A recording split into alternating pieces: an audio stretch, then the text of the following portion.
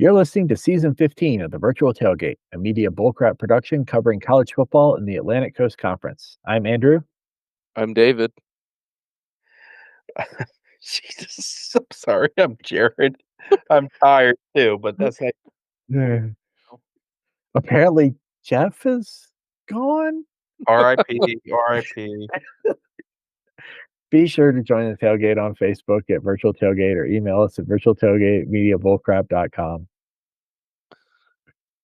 Well, we all know that wearing Tacoma's work boots is about confidence, and confidence extends more and beyond the wearing these fine leather boots that will certainly have you looking taller and walking more confident, especially with the ladies.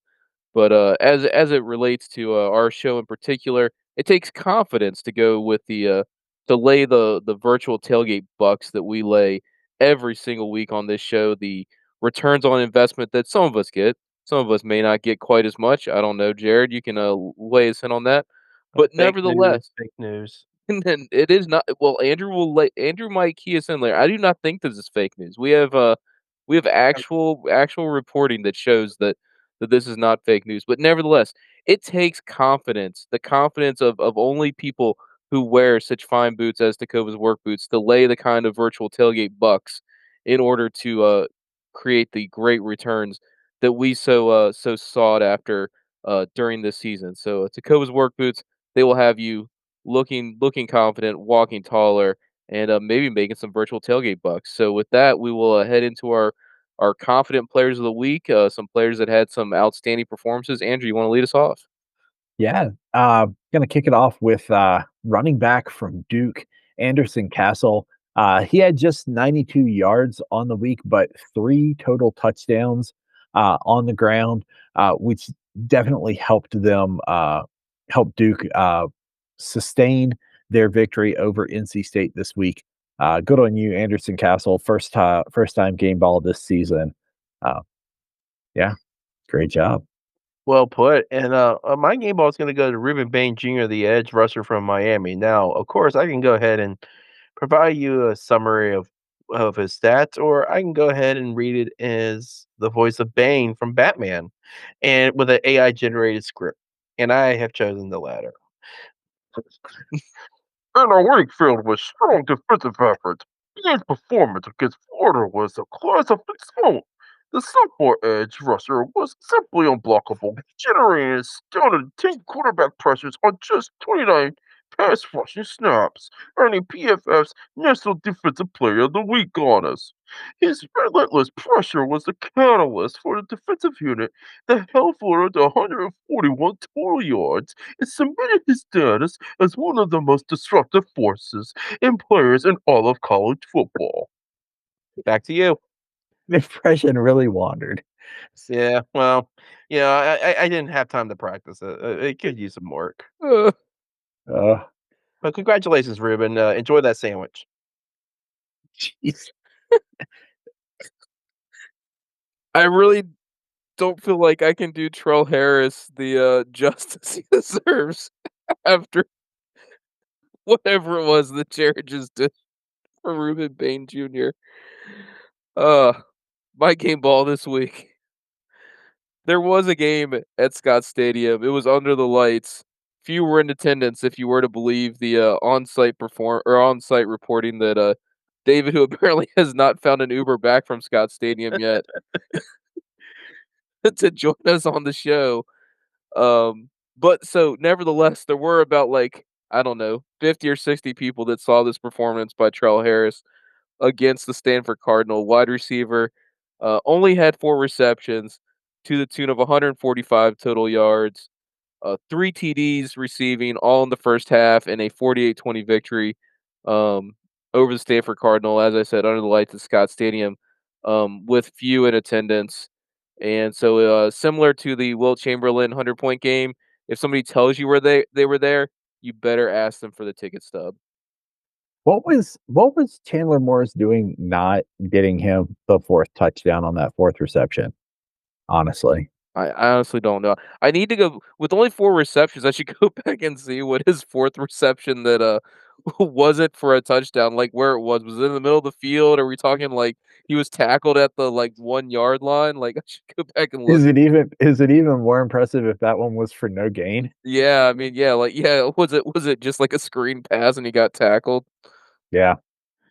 All right, well, we're going to move on now to the power rankings, and these are brought to you by the deep thoughts from the virtual tailgate. As I sit here and wonder here, right here on the here, well, as I sit here and wonder, something pops into my mind, and I say to myself, if the ACC can stand for the Atlantic Coast Conference, when it's terrible, why can't it stand for the Ass Coastal Conference? This has been brought to you by the Virtual Tailgate. Okay, everybody, for now, we're going to our top 5 power rankings here. And number 1, we got Miami. Actually, we're going to just go to 1, 2, 3, 4, because none of them have moved up or down. Miami, Georgia Tech, Florida State, Louisville, 1 through 4 here on our power rankings. Each have a respective wins against Florida, Temple, Kent State, and Bowling Green. If you want the scores, download an app that tells you so. Number 5, we have a tie. Duke, moving up 4 spots in the power rankings, is tied at 5th with SMU. SMU lost to TCU, while the Blue Devils beat their rival NC State. The bottom 3, no changes again. Boston College, Wake Forest, and Virginia Tech. Boston College, well, Boston College did not lose to Virginia, but they lost to they didn't lose to anybody because they were on a bye last week. Wake Forest bye, and Virginia Tech beat Wofford 38-6, albeit Wofford is not a very good football team. And I'm actually real quick, guys, before we move on to our matchups here for the week. I'm getting a word. Someone has joined the bottom 3 to make it the bottom 4. And number 18 is Jared Van Gelder's impression of Bane on the podcast tonight. That was you caught half of that, Jared.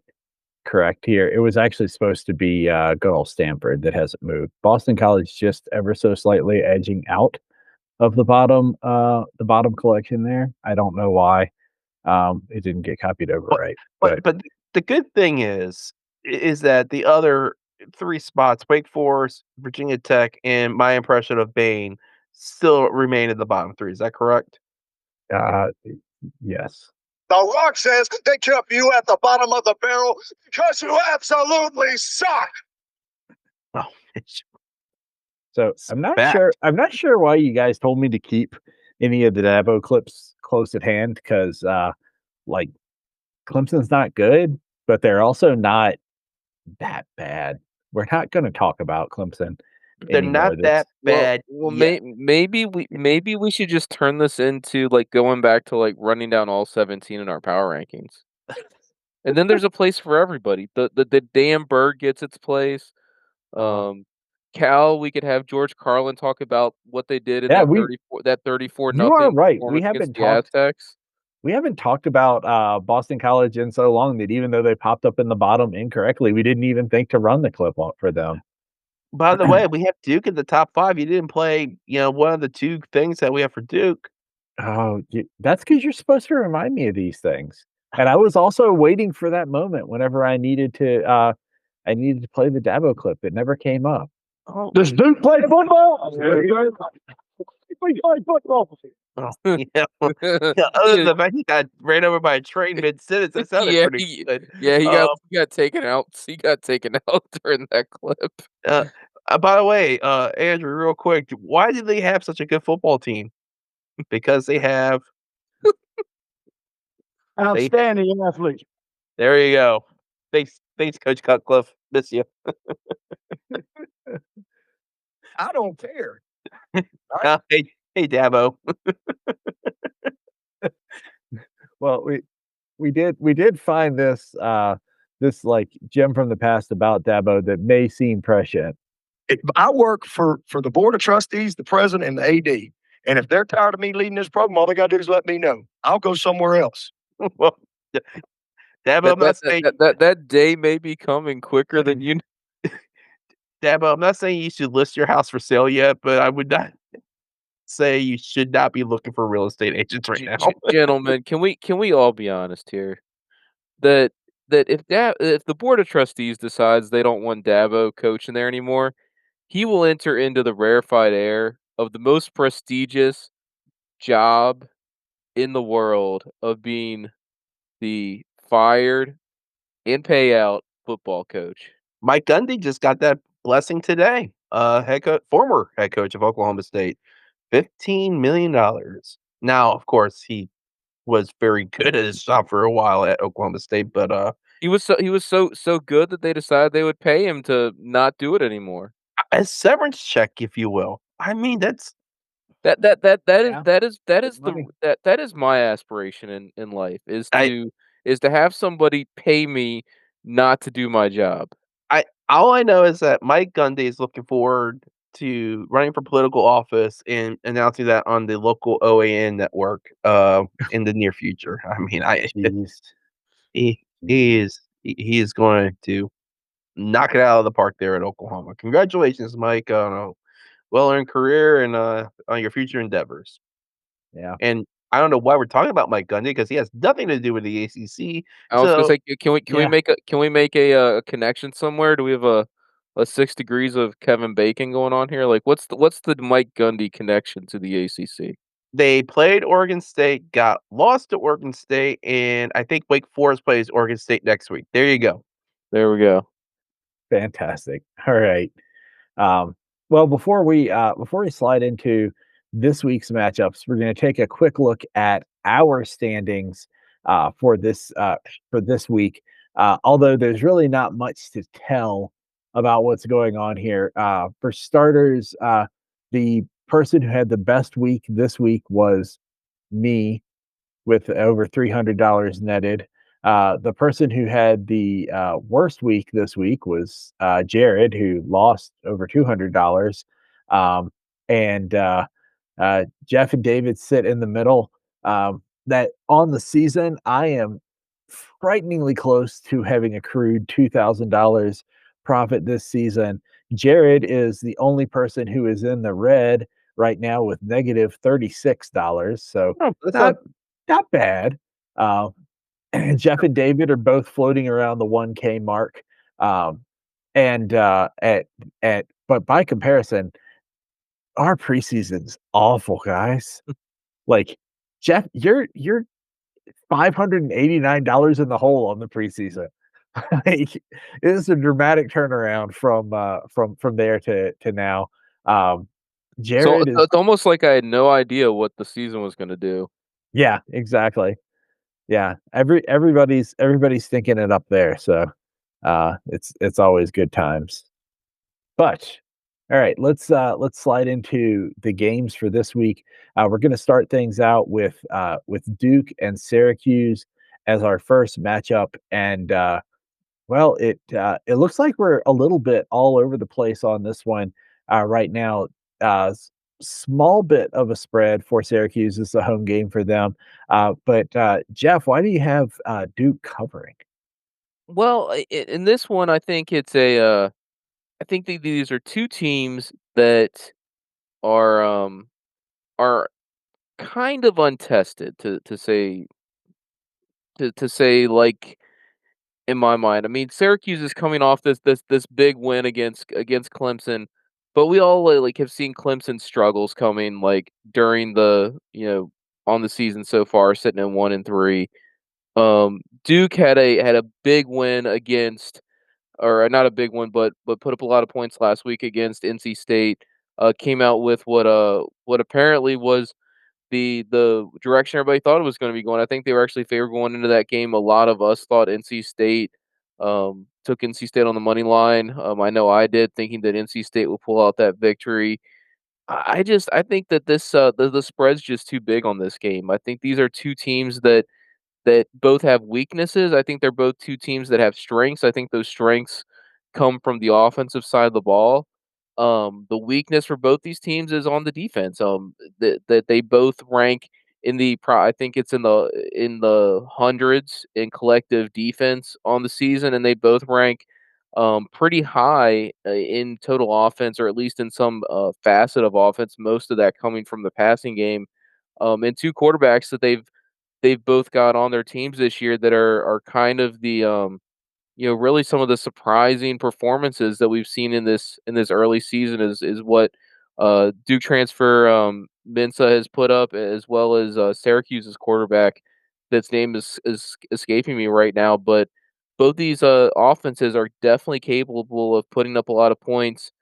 I think that this game is gonna be a fun one. I think it's competitive, and, we don't talk about on this show, but, if I were to make a surefire bet, and maybe it could be my quickfire bet since I don't know that we, have to stick to it, but I would say take the over in this game. I mean, I think I don't know if the spread, the money line, any of those are safe things, but I think, if you're listening to this, don't even bother with those, or parlay it, but take the over. This is a game that's going over the 60-ish points that I've seen on the over under for the points.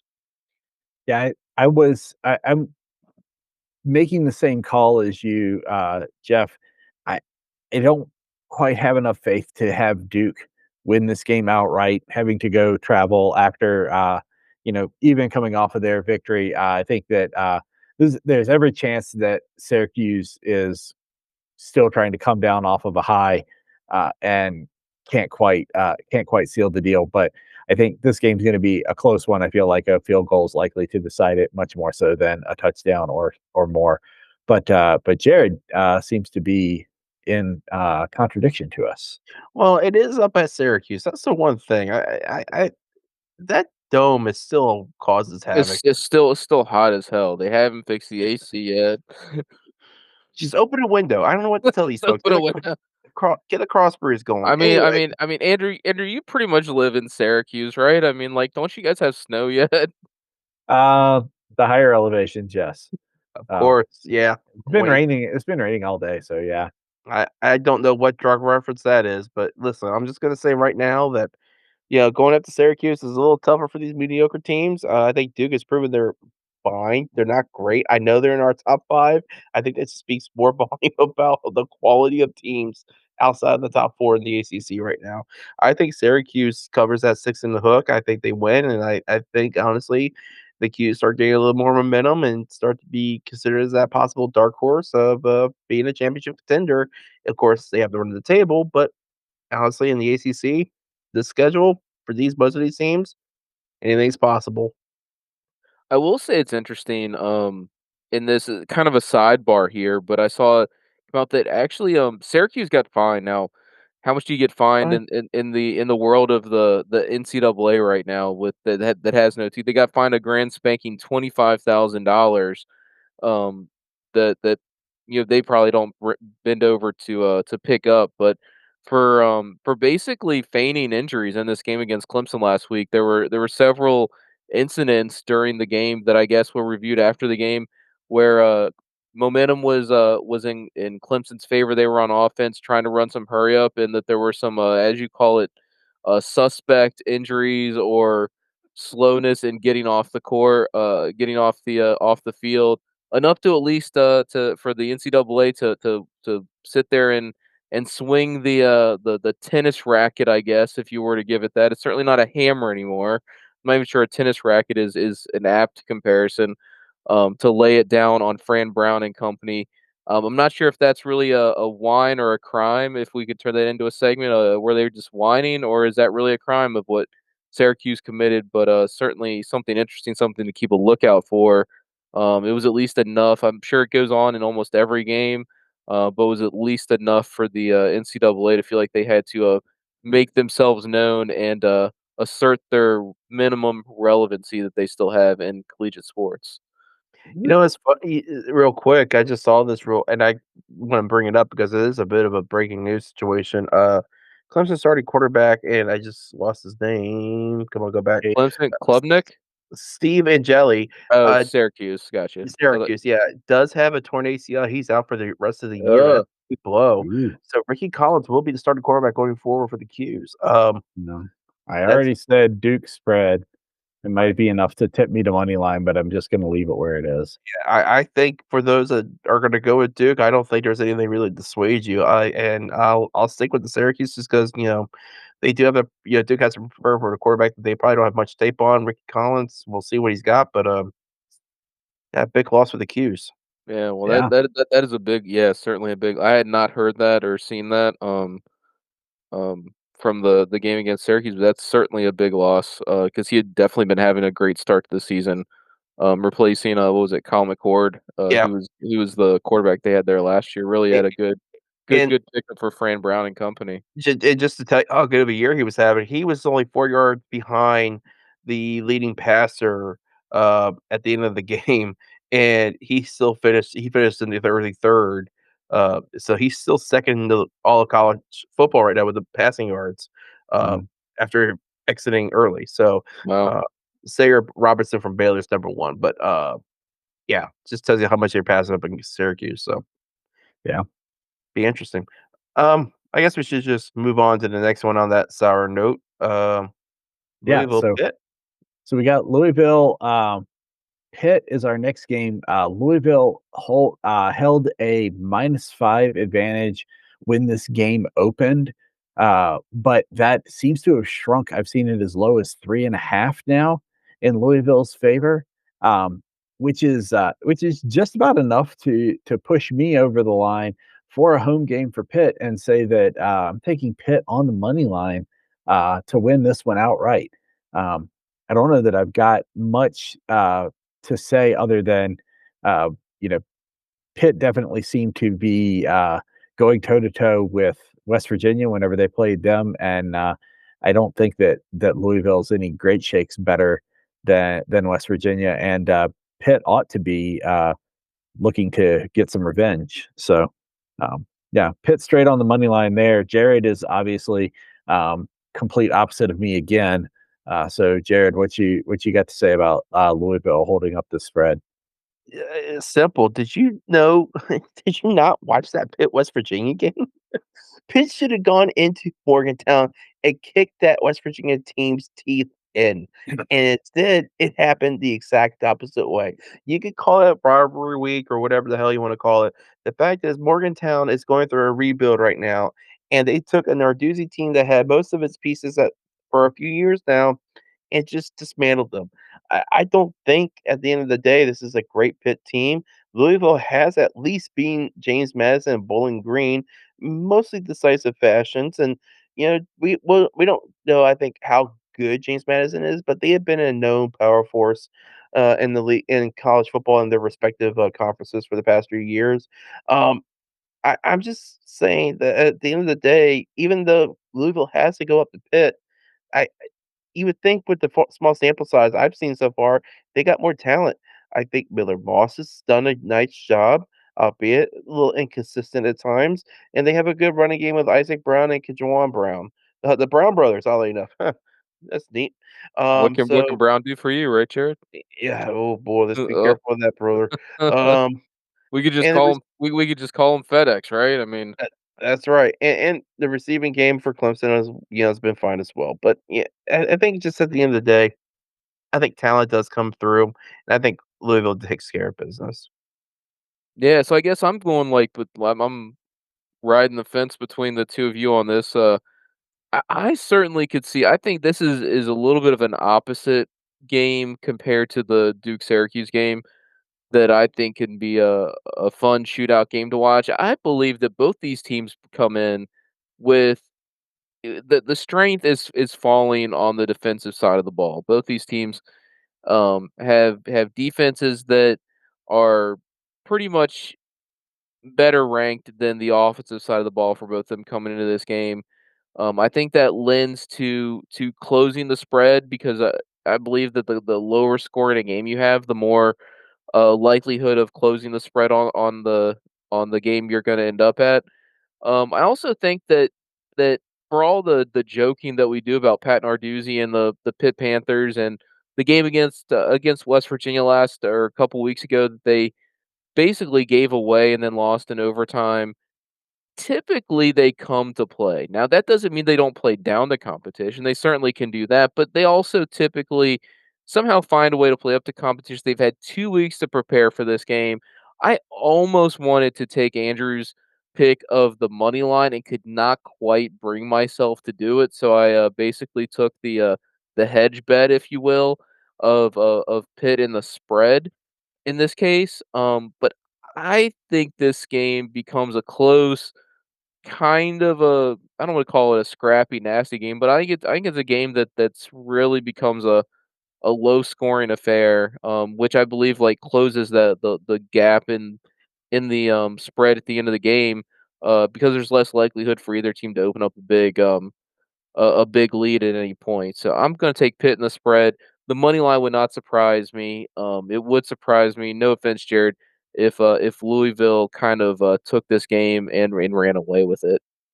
All right. Well, moving on to our last game of the week here, we've got the our top marquee matchup is Florida State at Virginia. That game opened at a 7.5 point spread for Florida State. It's closed ever so slightly in the neighborhood of 7 or 6.5 now, and it looks like both you guys are in accord on how this game is going to come out. So I'll let you have the floor first and talk about what's up with Florida State. So, Jared. I think at the end of the day, I we don't know what Virginia still is a big question mark. We don't really know what's going on down in Charlottesville regarding if they are truly a for real team or a team that's just taking care of bad competition. With Florida State, they beat we presume a decent Alabama team to start the year, 31-17 victory. They've demolished their inferior opponents after that game, and now they have their first real test since Alabama with Virginia going up to Charlottesville on a Friday night, which always could be a very unique situation with travel, and it's a little bit of a rivalry game. What did they play for, guys? What's the trophy for this game? The Jefferson. The jeweled shillelagh. No, that's not that one, but it is the most fun. It is the most fun, like, fun rivalry reward in college football, I think. It's the And Jefferson-Epps Trophy.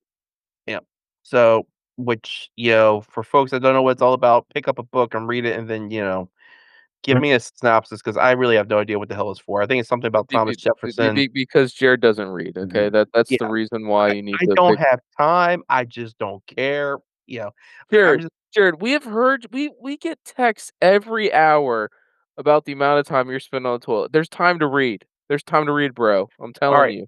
Okay, so is it? I'm gonna take a wild guess here. Like it's Who Wants to Be a Millionaire? Is it about like Thomas Jefferson buying No, land no, from no, Lamar Evans? no, No. no, no. Do you know why the trophy exists? Okay, so yes, it's named after the founders of the two uh schools and all that, and they Thomas apparently Jefferson and Omar Epps, right? Yeah, Lamar Evans. Mary Jefferson Epps is the where it is the name that it comes Did from. But did do he you pay know?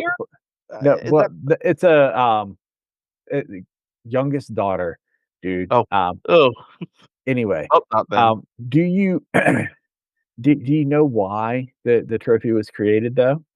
I'm gonna guess slavery. No. No, the trophy was not created until the 90s after UVA became the first team in the ACC to beat Florida State. The Florida State president uh, recommended creating a trophy to commemorate that event of beating Florida State for the first time once they made it to the ACC. I would like to add on that currently, do you know where the Jefferson Epps Trophy resides? I'm gonna go ahead and say in the bottom of a sewage pipe. In Charlottesville, because the last time we played Florida State, we beat them. Now, when was that? 2019. Because the ACC is ridiculous. But we're going to keep the trophy this year. Virginia on the money line. Geoff, I know you're supposed to talk about Florida State, but Jared riled me up. All I gotta say is Tommy Castanelos is gonna do fine. I know he has not thrown the ball a lot because he doesn't need to throw the ball a lot with the competition he's faced. He's got a great running game to support him, and I'm sure the defense will do just fine against UVA. I'm just gonna say it right now. I know UVA has not had probably a stiff UVA and Florida State haven't had the most stiff competition, but at the end of the day, talent speaks volumes. I would assume Florida State will be ready for this game. Give me the Seminoles and the spread. Yeah, this is a hard one, and actually, even though I'm taking Florida State in the spread, the fact that Andrew, you were saying that the lines actually closed from 7.5 to 6.5 now, if I recall what you were saying correctly, it doesn't surprise me that people are putting money on the Cavaliers in this game, um, given the over a touchdown spread that this opened up at. And this is one that I think is a great game. I'm glad we're talking about it on our one of our games that we deep dive here because I honestly don't know what to make of this game. Jared says like, well, talent wins. I'd certainly agree with that. Florida State should overall have a better talent pool than Virginia has, even with all of the influx of the transfer portal that Tony Elliott and company brought in the off season. Virginia has played, and it's much of it was made before the season even started. A cupcake schedule, and they're 3-1 on the season. They have one of the top offenses in yards per game and scoring points per game in the country, but you look at who they've played. The loss that they have, the thing that's keeping them from 4-0 is a shootout loss to an NC State team that quite honestly, I don't think is that good. Um, and so I don't know what to make of that one. Is how do I gauge that loss? Is that loss more really actually more damning than it normally would be because if you're really a good team, you should have beaten that NC State school, in that game and not given away the lead in the second half. Florida State, on the other hand, outside of Alabama, what are they coming into this game? Obviously that opening week victory over Alabama was huge for Mike Norvell and company coming off of the disaster they had last season. Um, so all of that being said is that I don't wanna put money on this. I'm forced to because Andrew says I have to, but but this is not a game that I really this is a game that I'm interested to see what both of these teams come out and do and what they really are. The game being played up in Charlottesville certainly gives, a slight advantage to the Cavaliers. I think the night games give a little bit more advantage to the home team. As we kinda joked about earlier, they just played a night game last Saturday, and hardly anybody showed up to this game. Florida State should bring more people, but it's not a very engaged, Cavalier fan base right now, so I don't know how much I give, home field advantage even for a Friday night game, to the Cavaliers in Scott Stadium. I guess that's a long-winded way of me saying I'm taking Florida State in the spread. I think they're the better team. I'm not sold on the Cavaliers and the cupcake schedule, but Andrew might be right, and I hope he is. I've been right on most of the big Well, and money this is line picks. and this is true. If I'm really weighing, we didn't talk about that, but Andrew is like big money. If you deep dive into our virtual tailgate books, is like he's leading, but he's leading because he's basically hit on like 4 money line picks that he's like put money in on like all season. Like he's like gone all in on like 4 money line picks and hit on like every single one of them. Yep, yep. If we go all the way back to the beginning, I took, where is it? I put 300 on, Florida State money line against Alabama because I felt like they couldn't be bad for 2 seasons in a row, and that's pretty much set me up for the whole rest of the season. Um, but Andrew's just playing with house money at this point. but I mean, it is worth noting you're absolutely right about the NC State game. Virginia is 1 interception away from being 4-0, and Chandler Morris has only thrown 1 interception this season. I think if he can, uh, as long as he stays on point, and he really has been gunslinging. He's completed almost 3 times as many passes as Tommy Castellanos has thrown this season. Um, so if he can keep that up, I I really do feel like the team is in a good position to just flat outscore um, Florida State. I feel like that there are concerns about the um, the Virginia secondary, which is like tale as old as time. But that's not Florida State's game. Florida State's game has been mostly on the ground, especially against not you can do a lot of fun stuff with your third string team against you know Kent State or uh, you know Eastern Texas A&M. But in terms of actually playing even like reasonable competition, they've done a lot more on the ground, and I think that Virginia is better set up to deal with that than any sort of like. It would very much surprise me if Florida State suddenly turned into an air raid offense for this game. Yeah, I think it's a light week in ACC schedule, which is good because it's hard to digest when 17 teams are all playing out of conference games and really figure it out. I think this is an exciting week though. I think the 3 game Yeah, it's a light week from the number of games, but the 3 we talked about are really games that hopefully we'll know more about some of these teams than we did coming in because the first month of the season is really hard to gauge as you're starting to try to feel out how good teams are. Duke had a really good win last week, a really good comeback win after they dropped the game the week before. In the game against NC State, Syracuse, struggling Clemson team came up with a big win, but we all think that Clemson is not that great this year. So what does that do for Syracuse? Jared, you brought up that they've now lost their quarterback. Those are show me games. Louisville, Pitt. Louisville, you're coming in to the game undefeated into the this game undefeated. Pitt, we always know that they seem to bring it and play tough games. Louisville, does that team rise above it and continue undefeated? And same thing for this Florida State Virginia game. Florida State team that's kind of I think been riding a high of the victory over Alabama almost a month ago now, and hasn't really been challenged since then. Are they really, the real deal that we picked or that, we saw, the first week of the season? And Virginia, are you the beneficiary of one of the easiest schedules in college football, or has Tony Elliott, at least, for this season, put something together? So I think these are interesting show me games, that are coming up this weekend, so I think it should be exciting. yeah.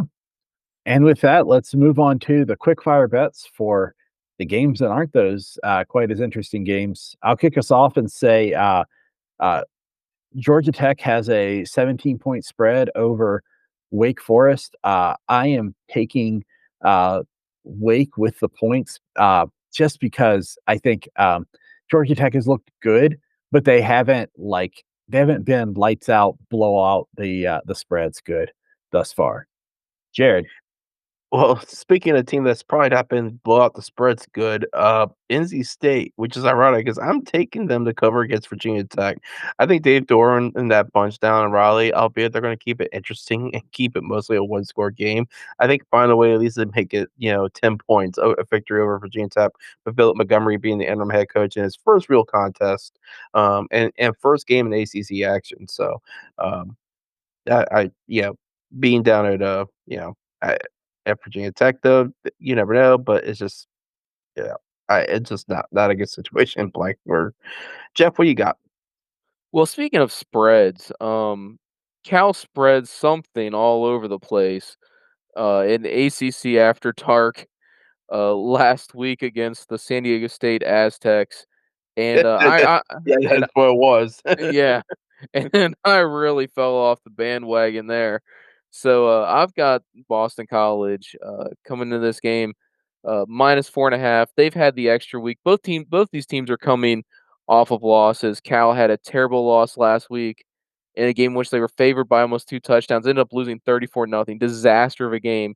Could not even begin to describe what transpired in that game on the West Coast as all of us were either asleep or had fallen asleep on the couch, trying to stay up for that disaster of a game.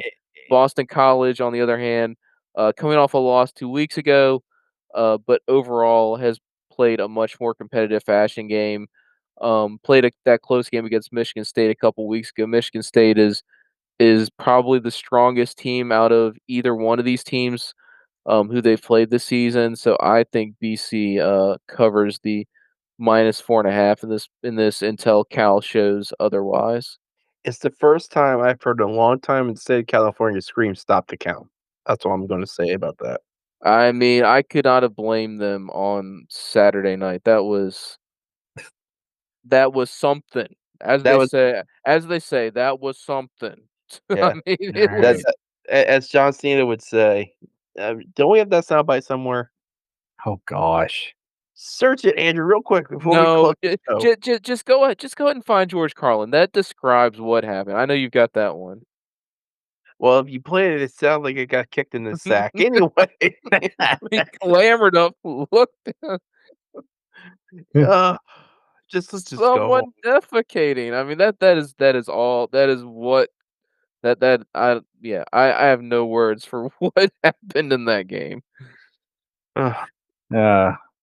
Well, that's it for the virtual tailgate. You can send your questions or comments to virtualtailgate@mediabullcrap.com. And always remember these 3 rules: never get less than 12 hours sleep. Never play cards with a guy that has the same first name as the sitting. Never get involved with a woman with a tattoo of a dagger on her body. Stick to that, and maybe I'll do another pain impression soon.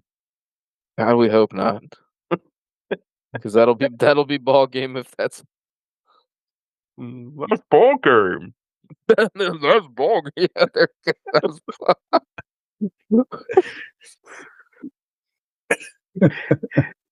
The updated Batman.